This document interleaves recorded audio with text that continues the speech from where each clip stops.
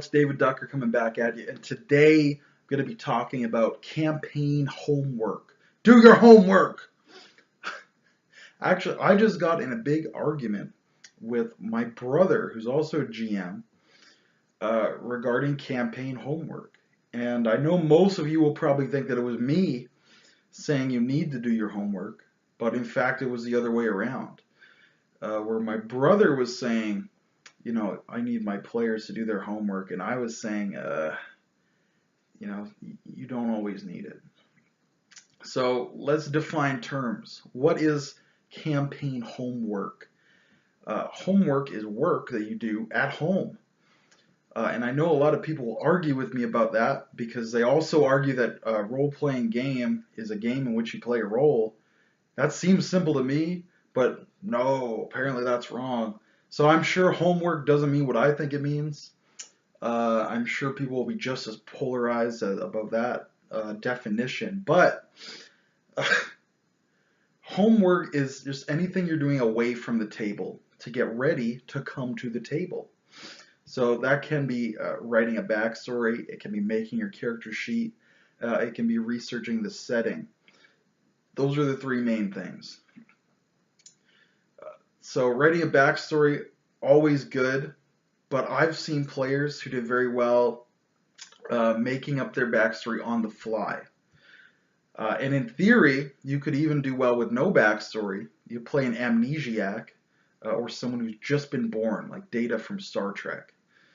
And do very well with that. So amnesia is a great way, or just make it up on the fly if you're good at that. Charles Warman, most excellent at making his character and his backstory up on the fly. A lot of people I would be like, it's not going to turn out well, but Charles turned me around on that because he did it so well. So I've been proven wrong in practice, so the practice modifies the theory. Doing your character's stat block, you can do that together. I do prefer that as homework, but if you need help, we can all do it together. I've even made character sheets for my players.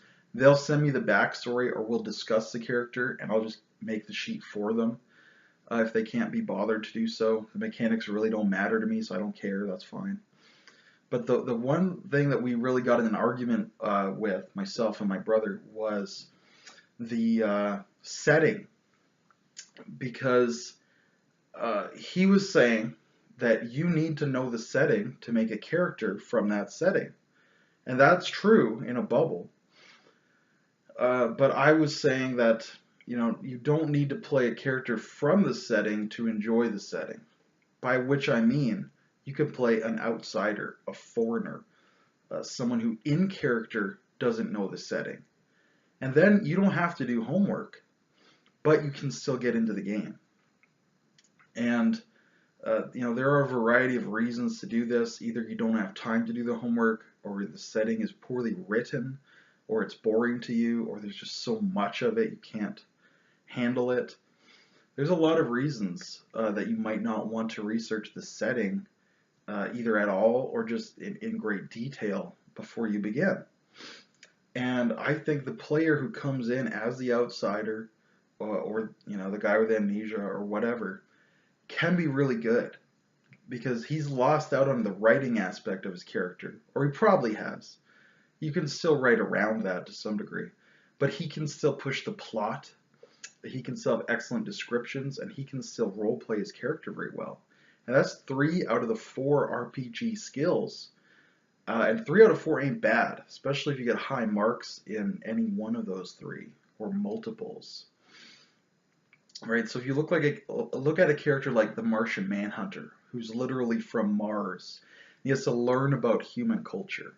Well, you can just be a foreigner. You've got off a boat, maybe you were shipwrecked, maybe you were teleported by accident, and you've got to learn about the setting in character. And that can be so much fun. It can be so rewarding to do that. And it's a way of not doing any homework.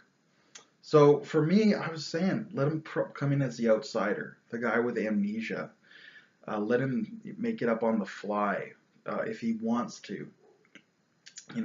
You could either give him the chance. I don't know if I'd give him the chance as a new guy I've never met before, But certainly Charles or somebody else who's been vetted and I know they're a good player, it's like, yeah, whatever you want, buddy, Amnesia, The Outsider, uh, On the Fly, just come in. I know you're good. I'm going to let you experiment.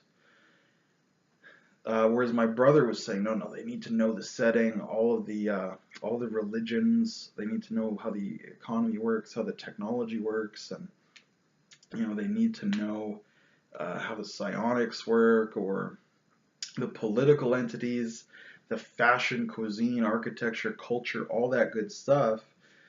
And I was just saying to him, if their character doesn't know, then they don't need to know either. And as I said, for one reason or another, people might not want to do homework. Either they don't have time to do it, um, or more commonly, there's something wrong with it. Either they don't have the book, they don't want to pay for it, or it's poorly written. And like I've encountered books, and I'm like, this is horribly written. The material might be fine, but it's written in such a way I can't read it, so it doesn't matter. And then once I experience the content through role playing, it's fine. But actually absorbing it by myself, it's like I can't read something so poorly written. I've seen that, I've had that happen. Or it's just so detailed and complex, and it's like they've got like a 10,000 year timeline and constructed languages and 50 gods I need to know about, and it's like I can't do it. There's just too much, I'll read 50 pages, I'll read 150 pages, but I don't think I can read 300 pages to get into your campaign. I mean, and how much am I going to absorb of that? I would just rather play a foreigner or a guy with amnesia, and I can still be an asset to the game because I'll push the pace, the plot, I'll be in character, and I'll have excellent descriptions of what I look like, what I'm doing. I can bring a lot to the table without doing this kind of homework. So I just thought I'd do a video on this topic. I don't mind if you don't do the homework. I'll make your sheet for you. You can improvise your backstory. You can have amnesia. You can come in as a foreigner who in character doesn't know the setting. That's all fine by me, especially if you're a vetted player and I already know you're good. For a rookie, I don't know if I'd necessarily let that fly, but in totality, with the right person, absolutely, all day long, no problem. Whereas my brother was vehemently against it. He's saying, no, this person's lazy. I don't want them in my game. They can't read. They can't write a backstory. They can't learn the rules. I don't want to deal with them. So my brother was saying this is like a total deal breaker for him.